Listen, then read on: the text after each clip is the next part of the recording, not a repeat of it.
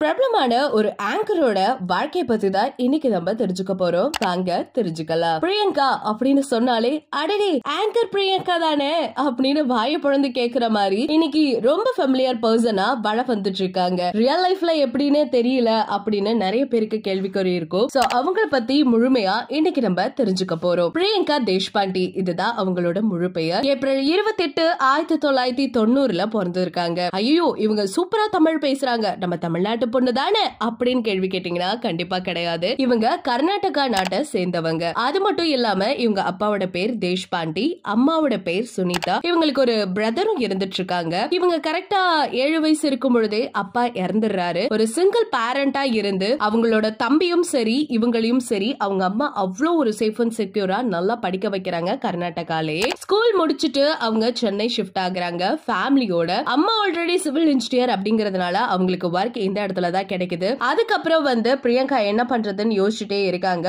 But Priyanka சின்ன வயசுல இருந்தே ரொம்ப பொறுப்பான பொண்ணு. ஒரு விஷயத்த செய்யறாங்கன்னா பார்த்து பார்த்து பண்ணுவாங்க அப்படின்னு அவங்க அம்மாவே சில இன்டர்வியூல சொல்லிருக்காங்க. அது எல்லாத்துக்கும் ஏத்த மாதிரி இன்னைக்கும் அவங்க செயல்பட்டு தான் வந்துட்டு இருக்காங்க. ஆனா ஒரு இடத்துல மட்டும் அவங்க ரொம்ப ஸ்ட்ராங்கா இருந்திருக்காங்க. ஸ்கூல் முடிச்சதுக்கு பிறகு அவங்க அம்மா கிட்ட சொல்லிருக்காங்க, நீ இன்ஜினியர் அப்படிங்கறதுனால என்னையும் இன்ஜினியர் படிக்க வச்சா நானா படிக்க மாட்டேன், நான் சூசைட் பண்ணிப்பேன் அப்படின்னு மிரட்டிட்டே இருப்பாங்களா. இவங்களோட கனவு அப்படின்னு சொன்னா ஏரோஸ்டர் ஆகுறது தானா. அந்த ஆசையை நிறைவேற்றுறதுக்காக ஏதாவது ஒரு டிகிரி வேணும், என்ன படிக்கலாம்னு யோசிக்கும் போது பிபிஏ சூஸ் பண்ணிருக்காங்க. பட் அவங்க பிபிஏ ஃபார்ம் நினைச்சிட்டு விஸ்காம் ஃபார்ம் வாங்கிட்டு வந்து அதை ஃபில் பண்ணி அப்ளையும் பண்ணிருக்காங்க. வேற வழி இல்லாம எத்திராஜ் காலேஜ்ல தான் விஸ்காம் முடிச்சிருக்காங்க. இவங்க கரெக்டா செகண்ட் இயர் படிச்சிட்டு இருக்கும் போதுன்னு நினைக்கிறேன். அப்பதான் இவங்களுக்கு ஆங்கரிங் வாய்ப்பு வந்துச்சு. நம்மளோட ட்ரீம் வேறதா அப்படின்னு அதை அவங்க போக்கஸ் பண்ணிட்டு இருக்கும் பொழுது ஐஸ்வர்யான்னு சொல்லிட்டு இவங்களோட சீனியர் ஆக்சுவலி வந்து என்ன பண்ணிருக்காங்கன்னா ஜீ தமிழ்ல வந்து பார்ட் டைமா ஆங்கரிங் ஒர்க் பார்த்துட்டு இருக்காங்க. 1 மந்த் அவங்களுக்கு ஏதோ பிஸி ஒர்க் இருக்குன்னு போகும் பொழுது பிரியங்கா போயிட்டு நீங்க இந்த ஒர்க்க பாக்குறீங்களா,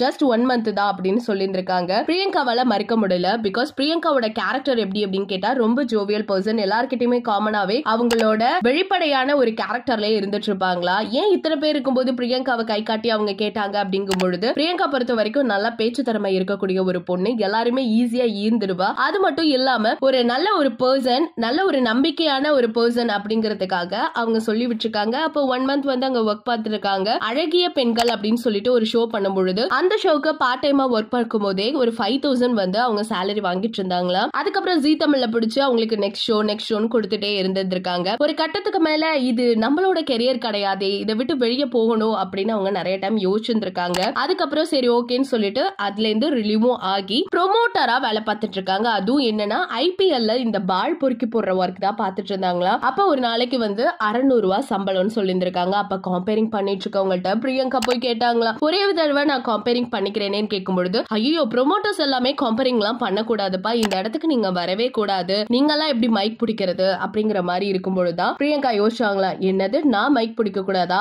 ஆல்ரெடி நான் ஷோஸ்ல எல்லாம் ஒர்க் பண்ணிட்டு இருக்கேன், சோ நான் எப்படிப்பட்டவ அப்படிங்கறத நான் ப்ரூவ் பண்ணி காமிக்கிறேன் அப்படின்னு சொல்லிட்டு எஃபெக்ட் போட ஆரம்பிச்சிருக்காங்க. அதுக்கப்புறம் சன் டிவில என்ட்ரி கொடுத்திருக்காங்க. சுட்டி டிவிலையும் ஒர்க் பார்த்துட்டு இருந்தாங்களா. அந்த சூழ்நிலை தான் மாக்கப்பா அவர்கள் அறிமுகமாயிருக்காரு. அவர் மூலியமா விஜய் டிவில வந்து மார்ச் 5ஆம் தேதி 2013 வருஷத்துல உள்ள இறங்கி வேற லெவலா இன்னைக்கு பெர்ஃபார்ம் பண்ணி இன்னைக்கு பிரியங்கா இல்லைன்னா அந்த ஷோவே நல்லா இருக்காது அப்படின்னு சொல்ற அளவுக்கு ரசிகர்களுக்கு மத்தியில பெரிய வரவேற்பு பெற்ற ஒரு பர்சன் அப்படின்னு நம்ம சொல்லி ஆகணும். ஆனா ஒண்ணு, இன்னைக்கு வரைக்குமே மாக்கப்பா ஆனதை விட்டே கொடுக்காம நம்ம பிரியங்கா அவர்கள் பேசுறத பார்த்துட்டு இருக்கோம். எங்க கேட்டாலுமே என் குருநாதர் வந்து மாக்கப்பா தான் அப்படின்னு சொல்லிட்டே இருப்பாங்க. ஃபீமேல் அவார்ட் கூட இவங்க வாங்கியிருக்காங்க ஆங்கரிங்காக. இன்னும் சொல்ல போனோம் அப்படின்னு கேட்டா இவங்க எம்பிஏ கிராஜுவேட்டா. பிகாஸ் இவங்க வந்து ஆங்கரிங் ஃபீல்ட்ல இருக்கும் பொழுதே எம்பிஏ பினிஷ் பண்ணிருக்காங்க. என்ன காரணம் அப்படின்னு கேட்டா வயசாயிடுச்சு அப்படின்னு சொல்லிடுவாங்க. அதனால வேலை விட்டு போ அப்படின்னு சொல்லிட்டாங்கன்னா என்ன நான் தக்க வச்சுக்கிறதுக்கு கண்டிப்பா எனக்கு ஸ்டடிஸ் ஹெல்ப் பண்ணும் அப்படின்னு சொல்லிட்டு அந்த இடத்துல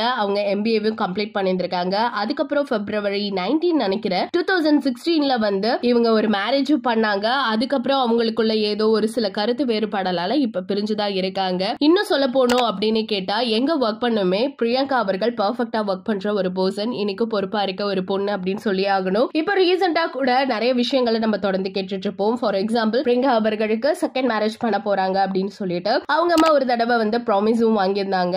இனிமே வந்து நீ ஏமாந்துராத, உன் முதல் லைஃப் வந்து நீ வீணாக்கிட்ட, சோ செகண்ட் லைஃப் கண்டிப்பா நீ பார்த்துதான் ஆகணும்னு சொல்லியிருந்திருப்பாங்க. அதுக்கு பிரியங்கா அவர்கள் ப்ராமிசஸும் பண்ணியிருந்திருப்பாங்க. இதை தொடர்ந்து இப்ப ரீசெண்டா ஒரு வீடியோ ஒண்ணு வெளியிட்டு இருந்தாங்க. அதுல வந்து பிரியங்கா அவர்கள் ஒரு பேட்டியில வந்து சூப்பரா ஓப்பனாவே சொல்லிருந்திருப்பாங்க. என்னைய வந்து நேசிக்கிற ஒரு பர்சன் என் லைஃப்ல வரணும் நான் இன்னைக்கும் ஏக்கத்தோட பாத்துட்டு இருக்கேன். அது மட்டும் இல்லாம என்ன பிரதரோட குழந்தைய பார்க்கும் பொழுது எனக்கு என் வாழ்க்கை முழுமடைஞ்ச ஒரு ஃபீல் இருக்கு அப்படிங்கிற மாதிரி நிறைய விஷயங்கள் பகிர்ந்திருப்பாங்க. கண்டிப்பா பிரியங்கா அவர்கள் செகண்ட் மேரேஜ் பண்ண போறாங்கிறது இப்ப உறுதியாயிருச்சு. அவங்களுக்கான ஒரு பர்சனை தேடிட்டு இருக்காங்கிறதும் இப்ப உறுதியாயிருச்சு. இதுக்கு கூட விஜய் அர்ச்சனா அவர்கள் ஹக்லாம் பண்ணி உனக்கான ஒரு பர்சன் கண்டிப்பா இருப்பாங்க, என்ன நீ ரொம்ப உண்மையான பர்சன் அப்படின்னு சொன்னாங்க. சோ இப்படிதான் அவங்க கெரியர்ல என்னதான் அவங்க பூஸ்டப் பர்சனா இருந்தாலும் அவங்க இன்னும் சொல்ல போனா மன அளவுல ஒரு சில விஷயங்களை காயப்பட்டு இருந்தாலும் வெளியில சிரிச்சுக்கிட்டு இன்னைக்கு நான் இப்படித்தான் அப்படிங்கிற ஒரு ஐடென்டிட்டியை வச்சுட்டு இருக்க பிரியங்கா அவர்கள பத்தி நிறைய விஷயங்கள் இன்னைக்கு தெரிஞ்சிருப்போம் அப்படின்னு நினைக்கிறேன். அண்ட் பிரியங்காவோட லைஃப் இதை விட சூப்பரா பிரைட் ஆக போற ஒரு டர்ன் ஓவர் வந்துருச்சு அப்படின்னு ரசிகர்கள் எல்லாருமே கமெண்ட் செக்ஷன்ல பாஸ் பண்ணிட்டு வராங்க. இன்னைக்கு பிரியங்காவை பத்தி நீங்க என்ன நினைக்கிறீங்க அப்படிங்கிற உங்களோட கருத்துக்களை மறக்காம நம்ம கமெண்ட் செக்ஷன்ல ஷேர் பண்ணிக்கோங்க.